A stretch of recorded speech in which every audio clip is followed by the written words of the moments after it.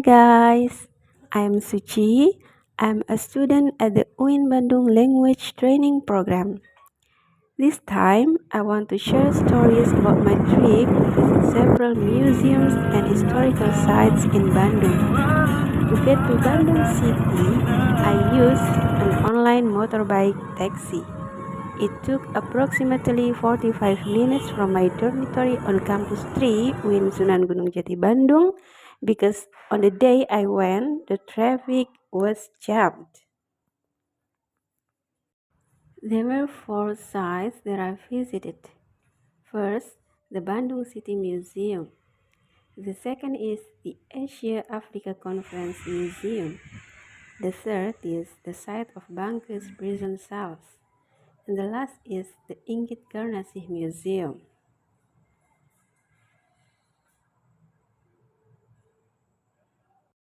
But this time, I want to share information with you about the Inggit Garnasih Museum.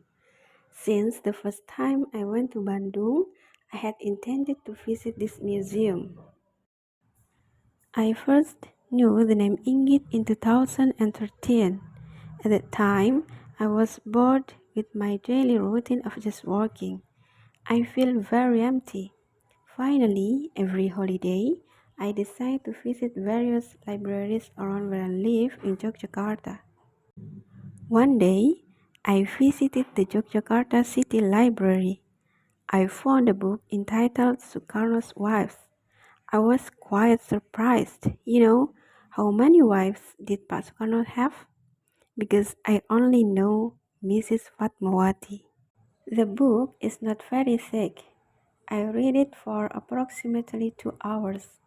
Of Sukarno's wives, I was very touched by the struggle of Inggit Garnasih, his second wife. Inggit is a beautiful and very independent woman. Her real name is Garnasih. The name Inggit comes from young people who like her. For them, getting a smile from Inggit is the same as getting 1 ringgit. At the time, the value of 1 ringgit was still very high.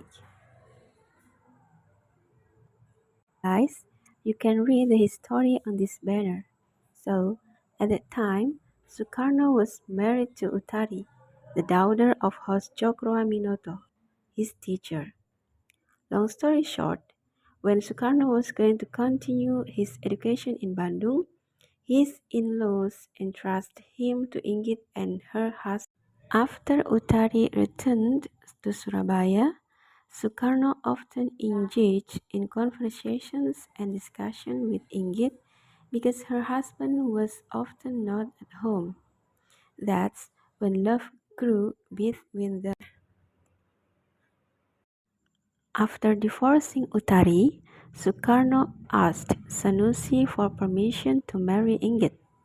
Sanusi, who believed that Sukarno would bring major changes to the nation, was willing to give up Inggit to accompany Sukarno's struggle. They then married when Sukarno was 22 and Inggit was 35 years old. They have no children. They then adopt Ratna Juami as their child. Inggit accompanied Sukarno's struggle, starting from paying for Sukarno's school until he graduated, being responsible for the family's finance, helping Sukarno when he was repeatedly thrown into prison by supplying books and food, and accompanied him when he was exiled to the islands. Inggit and Sukarno's relationship began to have problems when Sukarno met Fatmawati, Ratna Juami's friend. Sukarno fell in love with Fatma. This caused a fight between the two. Finally, in 1943, after returning to Java, Inggit and Sukarno divorced. Inggit would rather be divorced than married. Even though they divorced, their relationship remained good. Their last meeting occurred in 1960. Then, in 1970, Sukarno died. In 1980, there was a meeting between Inggit and Fatma, which was initiated by Ali Sodikin. Both of them have forgiven each other.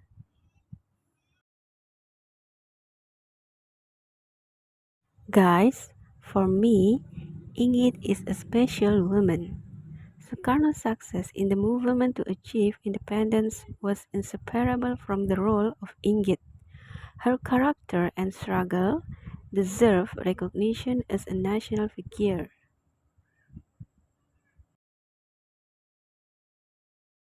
Okay guys, that's the story for now.